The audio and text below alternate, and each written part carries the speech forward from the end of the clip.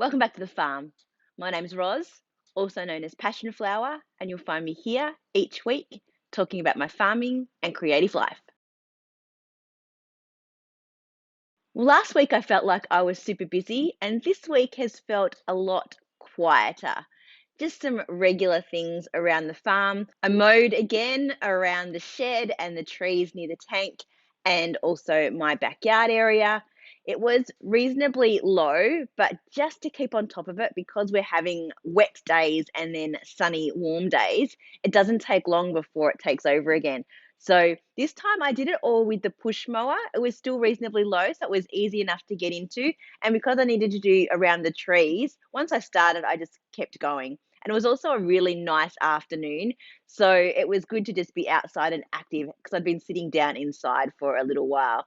The backyard area is starting to look a lot more like lawn. For a while there were patches of dust and areas where there was not a lot of grass because we'd had the goats in there for a while. They're now over with Nassie near the chooks, so they're not in that area eating and rolling and things like that. So it's starting to sort of regenerate a little bit. So it was nice to get in there and get that really nice and low and clean. And it is good when you keep on top of it. I always say that.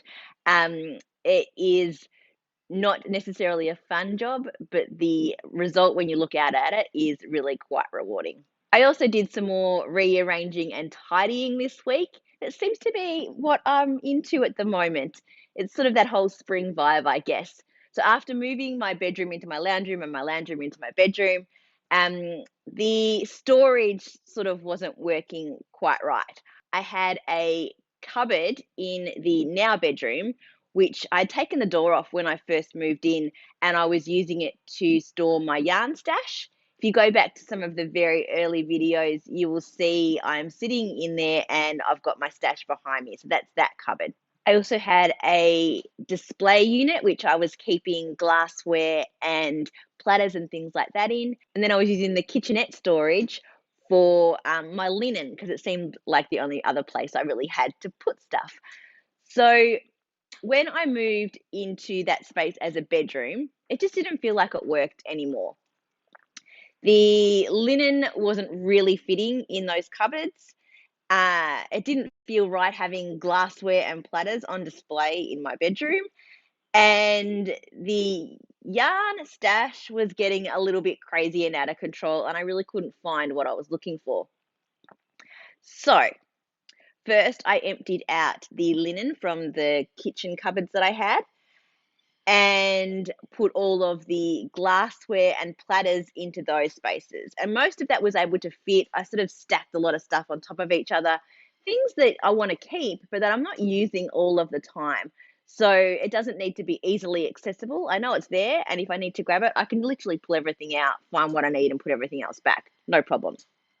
There were a few bowls and sort of nice mugs and cups that I kept out, and I actually used those in with my yarn stash, which I'll talk about in a minute. So that was easy. That got this display cabinet empty, and it got all of the stuff away into those cupboards. Then I moved all of my stash out of the open cupboard.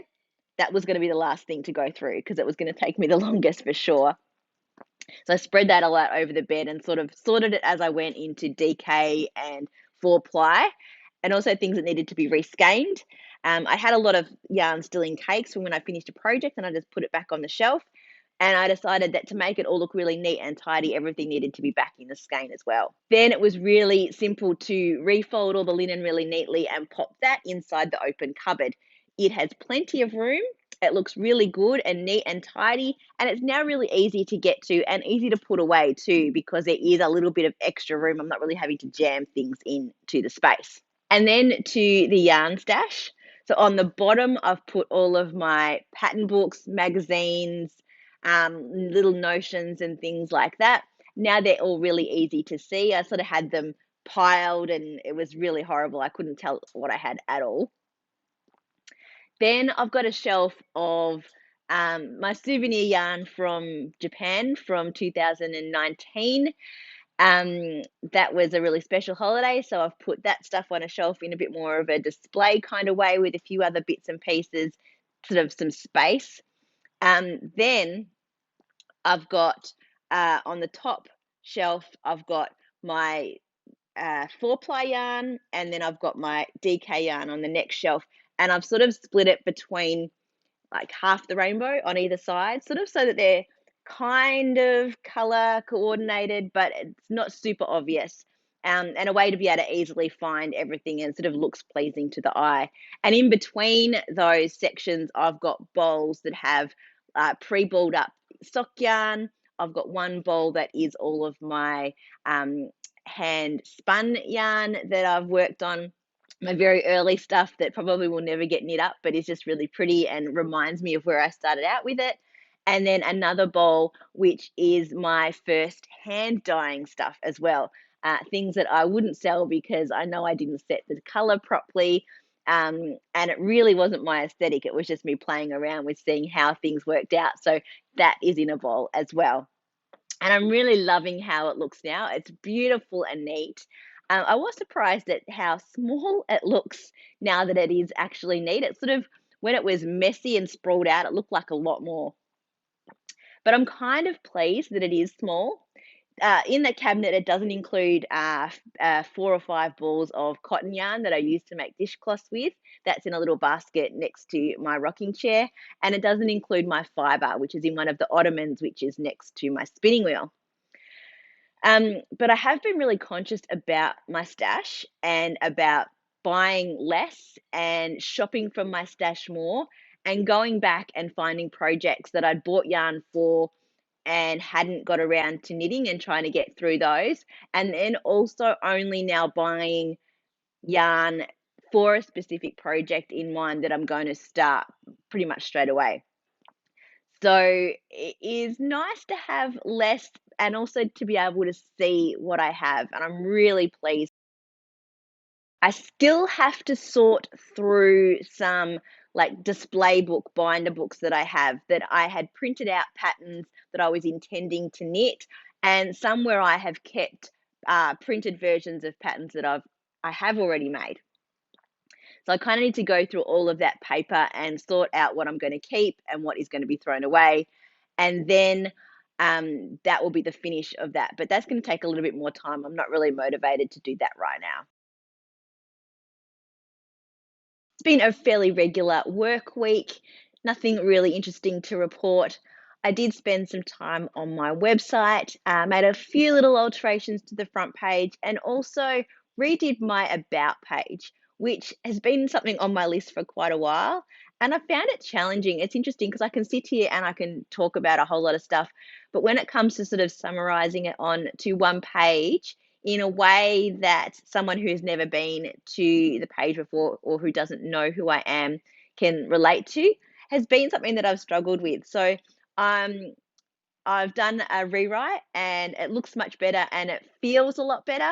It probably needs a little bit more tweaking, but it's out there in the world now. And I'm happy that it was something that I was able to tick off the list because I've been putting off doing that page properly.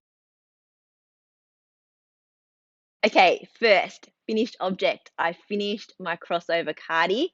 It does need to be blocked, and that's why I'm not wearing it today. Also, because it is very humid, so I don't think it would actually feel comfortable to wear today anyway. After I showed you last week, I only had 3 rows to do on each of the sleeves. So picking up the stitches actually took longer than the knitting the 3 rows around the sleeves. And then I had the belt to do, which also took quite a long time. Um, just because it actually wasn't very exciting to do, and it is had to be fairly long. So as you can see, I have woven in all my ends, but I'm going to leave them long until after I've blocked it, as I do with all of my, whoops, as I do with all of my projects. I put a knot in each of the ends once I've woven them in, so I know which ones I've done, and then I can go back and check them all so I know that they're all done. I've tried it on and it fits really well across the back. It does need to be blocked out at the front here, sort of get the cables to relax a little bit more. They're a little bit stiff, so when you do the crossover, it doesn't sit quite right just yet, but it is going to fit and look really nice. So I'm super excited to get this blocked. I need a couple of days that are warm and dry, not these wet, weird, humid days that we're having at the moment. So maybe I'll have it dry next week to show you, or it could be a couple of weeks. So I'm just super happy with how it's come out, and that one is now done. After so much progress on my granny stripe blanket last week, I only did a couple of rows this week. I will show you because I don't have too much other craft to share.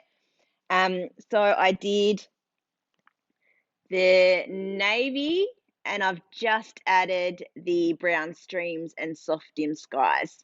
So just the two different colors this week. And because I finished the crossover cardi, I have a new cast on. And it has taken me a lot of time, but I don't have a lot of progress to share. It is called the Anna Cowl, and I started it back in 2016, really struggled with it, frogged it in 2018. Well, that's what my Ravelry page says anyway. I might have frogged it earlier than that, but just got it out of my Ravelry project queue at around that time. And it is a lace cowl knit in cobweb lace. So it's very, very fine. I'm using Mythical Lace by Dyed by Hand Yarns, and this is the Kraken Wakes colorway. And it is green, but it's very tonal. It's got some sort of blues and purples, some light and dark greens. It catches the light beautifully. And it is 70% baby alpaca, 20% silk, and 10% cashmere. And it's beautiful. So I started it way back, and I got really frustrated with it. I struggled to read the chart. I kept making mistakes. I think I only got through about one repeat, and then I couldn't do it anymore. It was driving me crazy. But I really, really want this finished object. So it has stayed in my queue as something that I've wanted to knit. And I really wanted to use this yarn because I think it is really beautiful. So when I last put the project away, just before I did, I'd written out the instructions as written instructions rather than the chart. Because I thought, well, maybe that will help me because that's how I sort of process things better. And but then I still got frustrated with it and put it aside.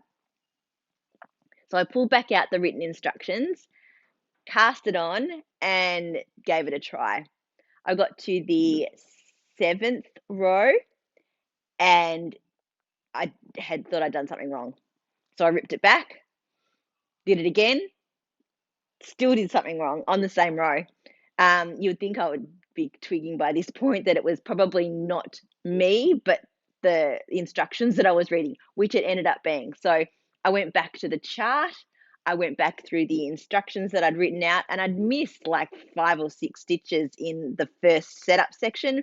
So it was never going to match up all the way along the repeats.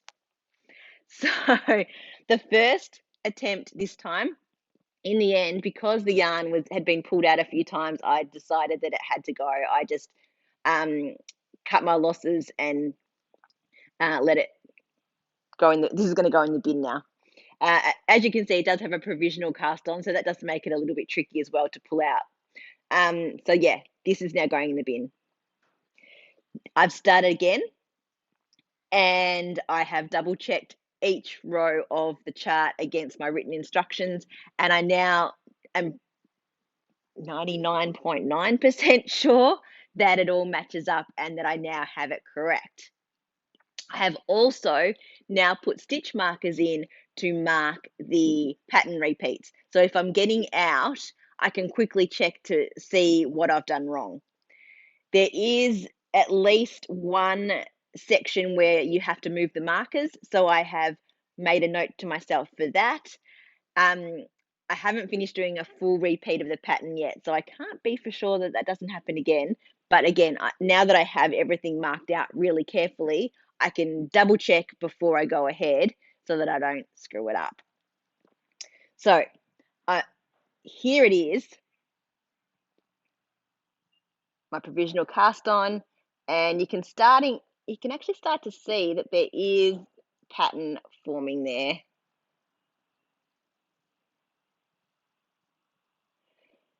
So this is going to be a very slow project. I have to make sure that I'm concentrating, that I'm not going to do too much at a time, sort of get ahead of myself, you know.